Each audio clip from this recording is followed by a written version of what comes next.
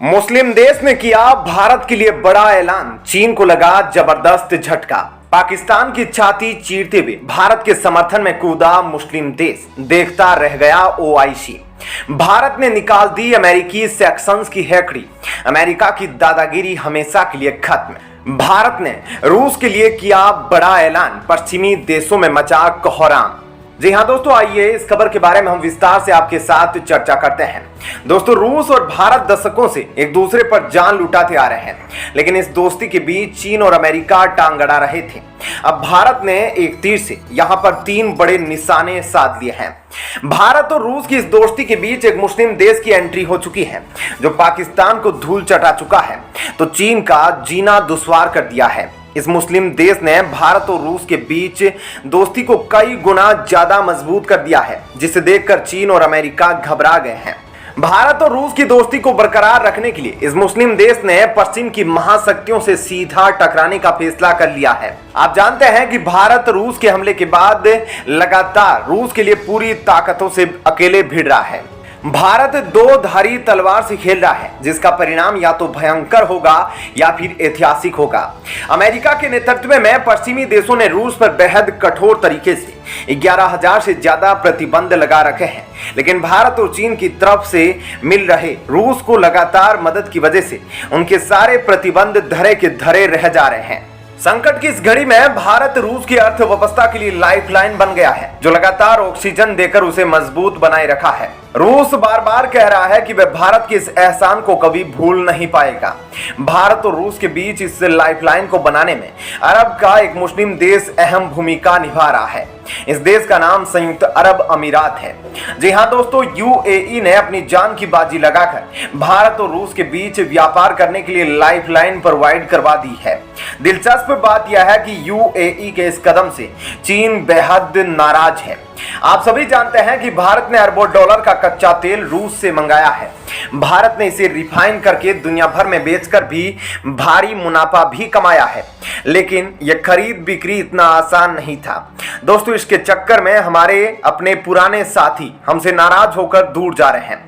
France, Japan जैसे करीबी मित्रों ने हमें खुलाम धमकी दे दी है।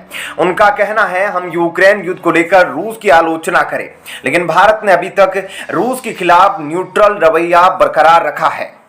ऐसे में आप सभी ने देखा G20 में भी कि कैसे पश्चिमी देशों ने भारत को सरेआम जलील करने की कोशिश की। वे चाहते हैं कि भारत उनके अनुसार अपनी विदेश नीति तय करे। वहीं अमेरिका अपने डॉलर के साथ पूरी दुनिया पर दादागिरी दिखाता है। अमेरिका ने इसी दम पर भारत और रूस के बीच दोस्ती में बाधा उत्पन्न करने की कोशिश की थी, लेकिन वह बुरी तरह से नाकामयाब हो गया, क्योंकि यूएई खुले तौर पर अब भारत और रूस का साथ दे रहा है। इसलिए इस संकट की घड़ी में कहा जा रहा है कि अरब का यह मुस्लिम देश भारत और रूस के बीच लाइफलाइन बनने का काम कर रहा है, जो किसी रामबाण से कम नहीं। दोस्तों, आप सभी जानते हैं कि भारत रूस से तकरीबन 35 बिलियन डॉलर का तेल खरीदा है, लेकिन हैरान करने वाली बात यह है कि यह व्यापार ज्यादातर रुपए या रूबल में नहीं, जबकि चीन की मुद्रा युवान में किए गए हैं। आप सभी सोच रहे होंगे कि भारत रूस को रुपए या फिर रूबल में पेमेंट क्यों नहीं दे रहा है, तो इसके पीछे कई कारण हैं। एक तरफ तो भारतीय बैंकों को डर है कि अगर वे रुपए या रूबल में ट्रांजैक्शन करेंगे तो अमेरिका उन पर सैक्शंस लगा सकता है, जिसके बाद भारतीय बैंक डॉलर में ट्रांजैक्शन नहीं कर पाएंगे और यह उनके लिए भारी मुसीबत हो जाएगा। यह बात सच है कि भारतीय बैंकों में रूसी बैंकों के वोस्ट्रो अकाउंट खोले तो गए हैं, लेकिन अमेरिका के डर से उन अकाउंट्स में खुले तौर पर रुपए रूबल में ट्रांजैक्शन नहीं हो पा रहे हैं। वहीं दूसरी तरफ रुपया या रूबल इंटरनेशनल तौर पर एक्सेप्टेबल करेंसी नहीं है, लेकिन चीन का युवान इंटरनेशनल तौर पर स्वीकार्य करेंसी है। इस वजह से रूस भी चीन की मुद्रा को प्रमोट कर रहा है, ताकि वह डॉलर को जल्द से जल्द टेक ओवर कर ले। रूस जहां चीनी मुद्रा में व्यापार को बढ़ावा दे रहा है, वहीं भारत को चीन की करेंसी के साथ कड़ी आपत्ति है। रूस जानता है कि चीनी करेंसी युवान एसडीआर में शामिल है, इसलिए रूस चाहता है कि भारत उसे युवान में ही पेमेंट करे, लेकिन भारत किसी भी कीमत पर चीन की करेंसी को बढ़ावा नहीं देना चाहता, और इसके लिए भारत सरकार ने हाल ही में एक बड़ा निर्देश भी जारी किया था।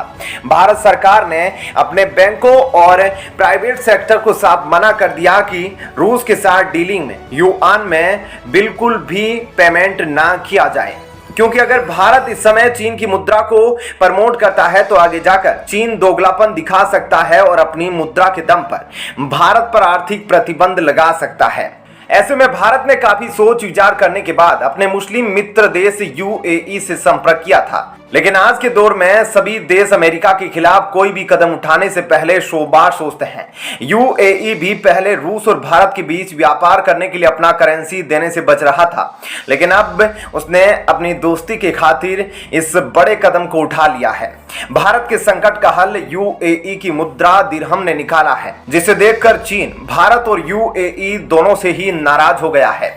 भारत ने सभी बैंकों और व्यापारियों को खुलेआम निर्देश दिया है कि वो रूस से आयात का भुगतान चीन की मुद्रा युवान में नहीं करे। भारत ने यूएई की मुद्रा दिरहम को भुगतान में तरजीह देना शुरू कर दिया है। भारत के इस कदम से अब यूएई काफी खुश नजर आ रहा है, क्योंकि उसका करेंसी दुनिया भर में प्रमोट किया जा रहा है। एक रिपोर्ट के मुताबिक भारत जब तक चीन की मुद्रा युवान में व्यापार करने से परहेज करेगा, तब तक की सीमा पर विवाद बना रहेगा और संबंध सामान्य नहीं होंगे। भारत के इससे कड़े फैसले से चीन को गहरा धक्का लगा है। चीन को पूरा यकीन था कि भारत रूस से तेल को खरीदने में उसकी मुद्रा का इस्तेमाल करेगा, लेकिन भारत ने चीन के मंसूबों पर पानी फेर दिया। बताया जा रहा है कि यूएई में रूसी बैंकों की शाखाएं मौजूद है। ठीक उसी प्रकार मॉस्को में भी यूएई के बैंकों की शाखाएं मौजूद है और इसी वजह से दोनों ही देशों में मुद्रा का आदान प्रदान आसानी से किया जा रहा है। हालांकि हाल ही के दिनों में अमेरिका ने यूएई के कुछ बैंकों को प्रतिबंध लगाने की धमकी दी थी, लेकिन इन धमकियों के बावजूद यूएई लगातार रूस और भारत के बीच लाइफलाइन का काम कर रहा है। बता दें कि भारत ने यूएई की करेंसी में अब तक कई बार भुगतान भी कर दिया है। भारत अभी भी रूस से सबसे ज्यादा हथियार खरीद रहा है, जिसे देखकर अमेरिका और पश्चिमी देश काफी परेशान हैं। इसके अलावा रूसी राष्ट्रपति व्लादिमीर पुतिन के भी G20 सम्मेलन में हिस्सा लेने के लिए भारत आने की उम्मीद है।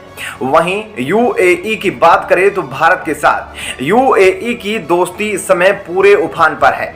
यूएई मुस्लिम देश होने के बावजूद पाकिस्तान के झांसे में नहीं आ रहा और कश्मीर के खिलाफ बयान ना देकर कश्मीर में निवेश को बढ़ावा दे रहा है। वहीं हाल ही में प्रधानमंत्री मोदी ने भी यूएई की यात्रा की थी। इन दोनों ने दोस्ती के नए कसीदे गढ़ने के लिए कई मुद्दों पर आपसी सहमति जताई थी। तो वहीं यूएई में हिंदू मंदिरों को भी बढ़ावा दिया जा रहा है। ये देखकर चीन, अमेरिका और पश्चिमी देश काफी हैरान हैं। आपको बता दें कि यूएई भले ही G20 का मेंबर नहीं, लेकिन भारत ने उसे अतिथि देश के रूप में आमंत्रित किया है। ऐसे में क्या कहना है आपका इस खबर पर, जरूर बताएं। धन्यवाद।